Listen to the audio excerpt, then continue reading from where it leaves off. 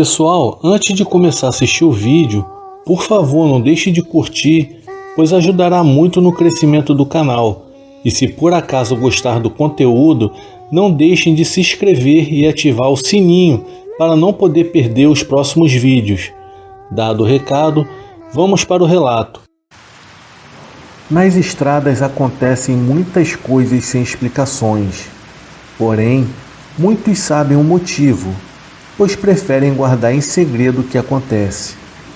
Eu acredito em todas, pois as estradas, principalmente aquelas com históricos de acidentes, são cheias de aparições sobrenaturais, que geralmente se manifestam nas madrugadas, que na maioria das vezes essas coisas são confundidas com alucinações provocadas pelo cansaço ou mesmo por uso de substâncias alucinógenas. Porém, eu irei relatar algumas experiências no qual vivenciei, viajando pelas estradas do nosso Brasil. Em alguma das vezes, me deixaram de cabelo em pé, em outras nem tanto. Mas uma coisa é certa, eu tive contato com essas marmotas. Antes de começar, quero me apresentar. O meu nome é Gabriel, sou mineiro de Betim, na região metropolitana de Belo Horizonte. E desde muito novo eu me tornei caminhoneiro. O meu primeiro emprego foi em uma pequena empresa de mudanças que tem sua sede em BH e que naquela época a grande maioria das viagens que fazíamos era dentro do estado de Minas Gerais.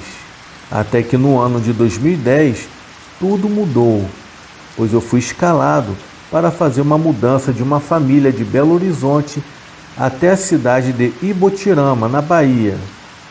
Porém, no dia 2 de agosto, por volta das 8 horas da manhã, eu e o ajudante do caminhão de apelido Tatu partimos de BH sentido a Bahia.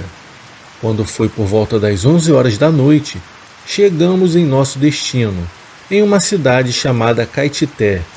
Mesmo dirigindo o dia inteiro, eu me sentia bem, eu não estava com sono e nem cansado, porém com muita fome.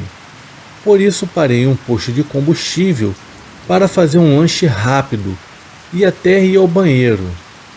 Quando retornei, o Tatu me perguntou se a gente passaria a noite por lá. Eu falei que iria dirigir mais um pouco e quando eu estivesse com sono, eu pararia para descansarmos. Meia hora depois, continuamos a viagem e depois de termos passado pela cidade de Igaporã, olhei pelo meu retrovisor e vi se aproximando em alta velocidade um caminhão do tipo Fordão, do bem antigo.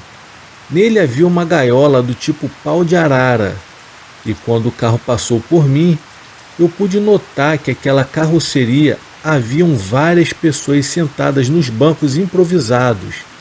E entre as pessoas, notei que algumas mulheres usavam véus. E o mais estranho, parecia até que havia algum tipo de luz dentro daquela gaiola. O meu amigo Tatu estava dormindo. Ele não viu nada do que tinha acontecido.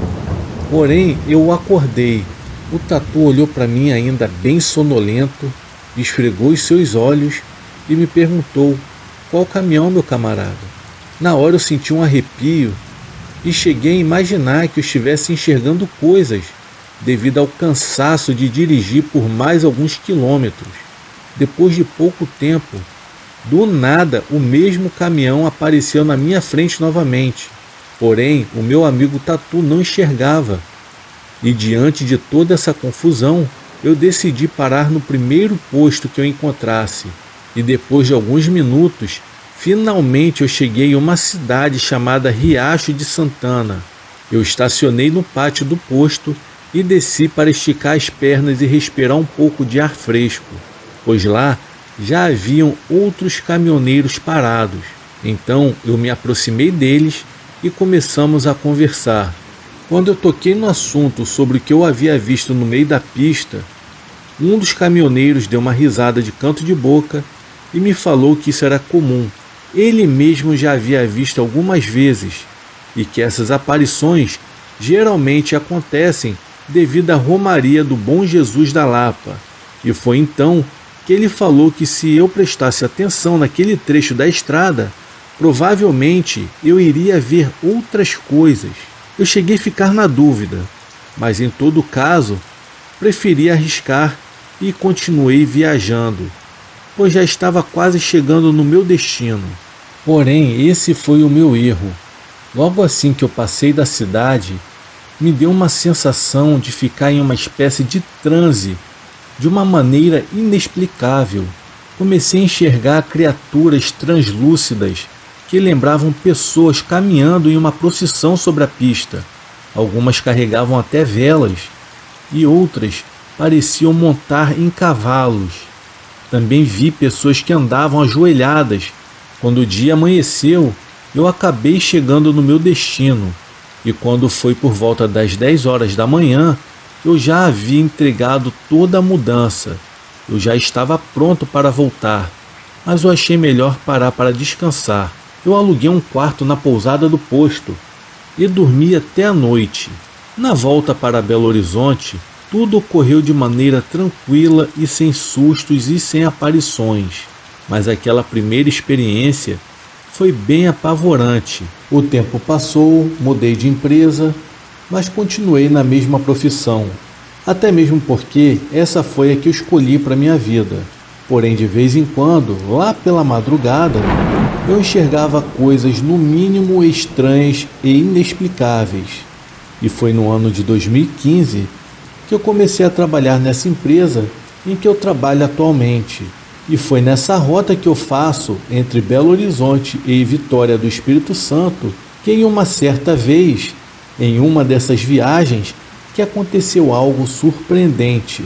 Como a rota é curta, eu viajo sozinho e nesse dia saí de BH por volta das 8 horas da manhã.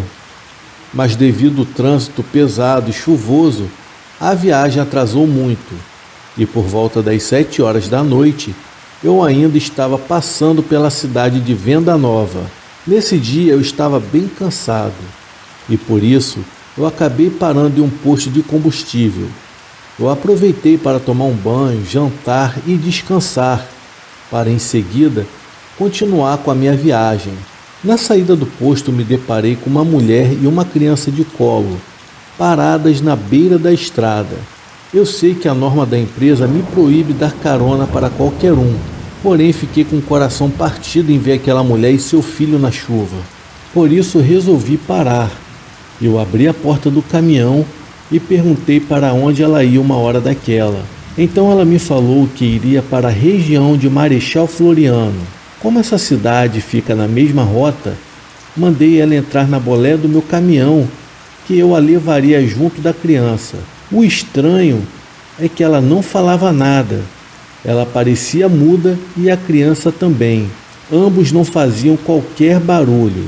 Porém, o que mais me marcou foi um cheiro suave de rosas. E também não pude deixar de perceber que as roupas que ela usava pareciam antigas, sendo de uma outra época, porém estava bem preservada, como se fossem novas.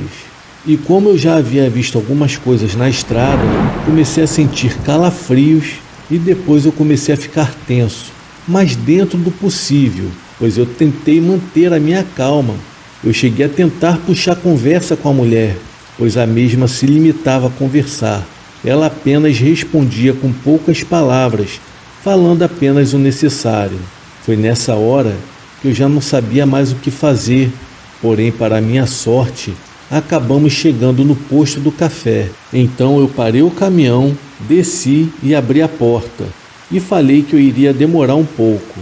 Porém, a mulher também desceu e em seguida acabou saindo do meu campo de visão.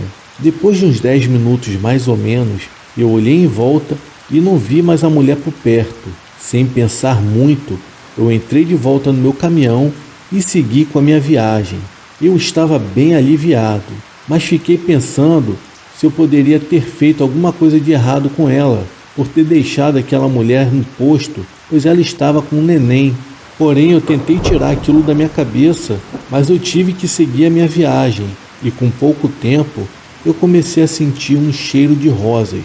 A princípio, Cheguei a imaginar que tivesse ficado impregnado na boleia do meu caminhão, e com pouco tempo depois, eu comecei a escutar um som de criança e o cheiro de rosas começou a ficar mais forte. Foi algo arrepiante ouvir aquele som, porém de repente tudo cessou. Mas a minha tranquilidade durou pouco, pois quando eu olhei para o meu lado direito, aquela mulher estava sentada do meu lado. Ela me encarava com aqueles olhos negros como carvão. Se eu já estava com medo naquela hora, imagina quando eu vi. Eu quase morri, quase tive um treco. Eu gritei tanto dentro do caminhão que me subiu uma dor no peito e na nuca. Eu achava que eu fosse morrer ali. Eu quase perdi o controle do caminhão, porém eu não podia parar e continuei dirigindo, com o olhar fixo na pista, sem querer olhar para o meu lado. Eu só rezava e tremia mais do que vara verde. Com pouco tempo, eu percebi que eu não sentia mais a presença daquela aberração dentro da cabine do meu caminhão. Então, eu tomei uma atitude. Eu olhei para o meu lado e tive a certeza que ela não se encontrava mais lá. Em seguida, eu comecei a pedir proteção de Deus e continuei dirigindo. Eu já achava até que já estava livre daquela coisa. Mas, de repente, o mal aconteceu. E dessa vez, foi para me matar mesmo do coração. Eu comecei a sentir o banco do carona se mexer, como se alguém estivesse sentado ali. Porém, continuei dirigindo sem olhar para o lado. Meu Deus, eu estava praticamente engessado naquele volante. Mesmo sem ver aquela mulher, eu podia sentir aquela presença pesada. Era uma presença terrível. A presença dela estava ali do meu lado. Permaneci firme, ou melhor, morrendo de medo. Mas a pior parte aconteceu. Foi quando eu comecei a escutar o choro estridente de uma criança dentro da boleia do caminhão. Dava a entender que aquela criança também estava ali, junto comigo e com aquela mulher. Porém, aquela entidade começou a cantar uma canção de ninar, como uma mãe faz para acalmar o seu filho. Em seguida, o choro da criança foi parando até que parou de vez. Eu não sei explicar o que aconteceu comigo, mas o medo naquela hora foi passando. Eu olhei mais uma vez para o lado e a mulher não se encontrava mais ali comigo. Andei mais alguns metros, parei o caminhão para tentar respirar um pouco. Abaixei a cabeça sobre o volante por alguns segundos e quando eu virei, a mulher estava caminhando na direção do distrito. Ela foi desaparecendo em meio à escuridão da noite. Liguei o caminhão e continuei dirigindo. E com pouco tempo depois, cheguei na cidade de Vitória. Fui dormir e descansar, pois a noite anterior havia sido bem agitada. Depois desse acontecimento, eu passei a acreditar que nem todas as entidades são do mal, ou querem nos atacar, pois se essa entidade dessa mulher se quisesse realmente me fazer algum mal, com certeza ela teria feito, pois no mundo espiritual, quem somos nós de bater de frente? Pois o único que pode nos proteger é o Senhor Jesus Cristo, e nada mais. Tenham uma boa noite e muito obrigado por ouvirem esse relato.